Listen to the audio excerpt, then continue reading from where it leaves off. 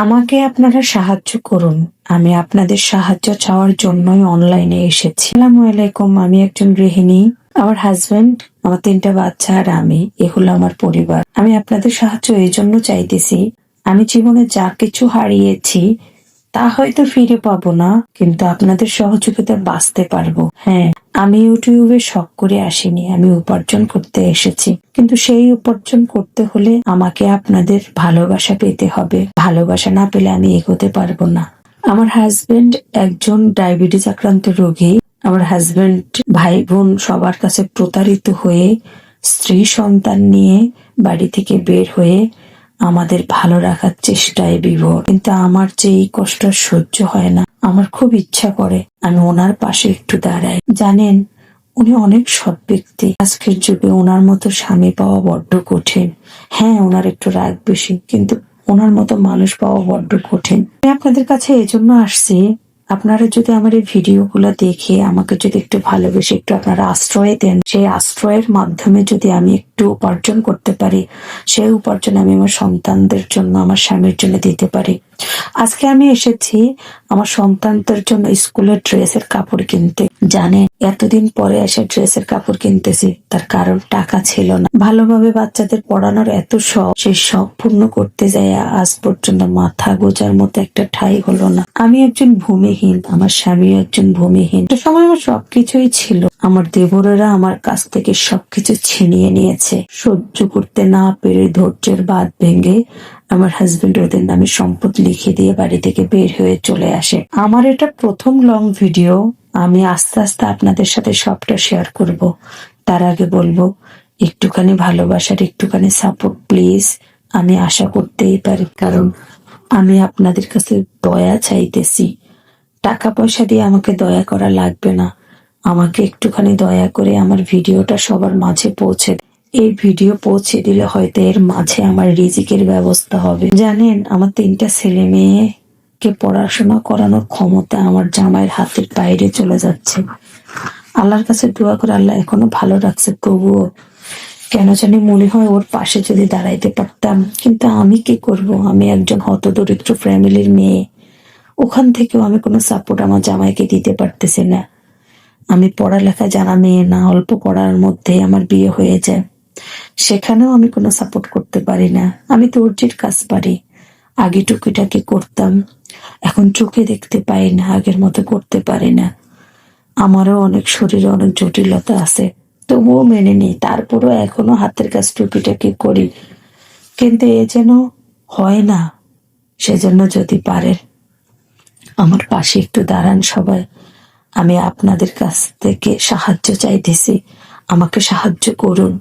দেখেন, মার্কেটে ঘুরে ফিরে বাচ্চার জন্য ড্রেসের কাপড় নিয়ে এখন দর্জির দোকানে বানাইতে দিয়ে আজকে অনেক মাস পর বাচ্চাদেরকে নিয়ে বাহিরে খাবো।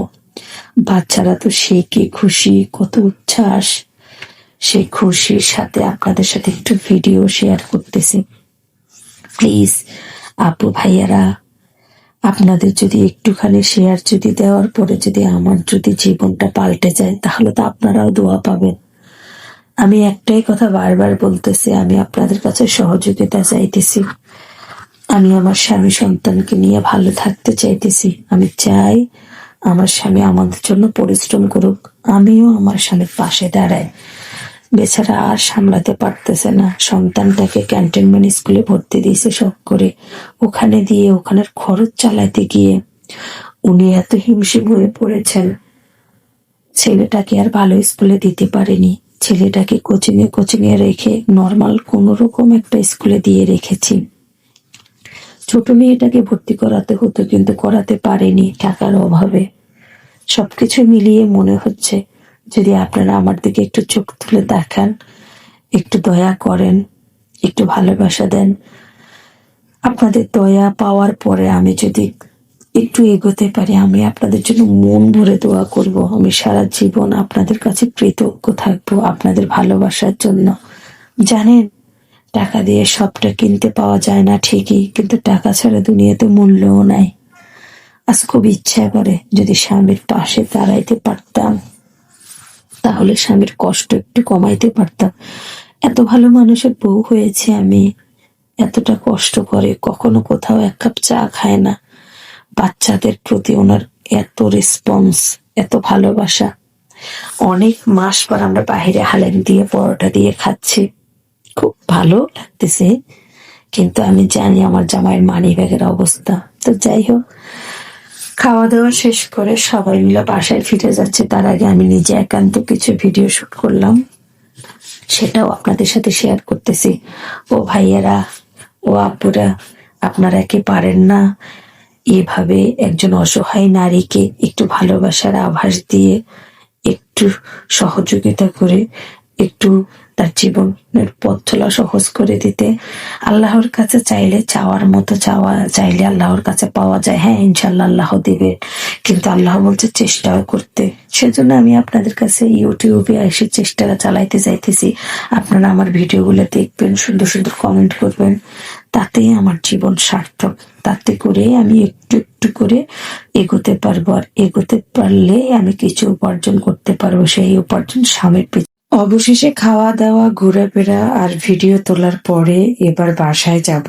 তো বাসায় যাওয়ার আগে বলে রাখতেছি আপনাদের, আমার ভিডিও যদি সবার খারাপ লেগে থাকে তো তাহলে প্লিজ আমাকে মার্জনা দৃষ্টিতে দেখবেন, আর ভালো লেগে থাকলে তো কথাই নাই। দোয়া করেন যাতে আমি আস্তে আস্তে অনেক দূর যেতে পারি। এই কামনা, এই প্রত্যাশা নিয়ে বিদায় নিলাম।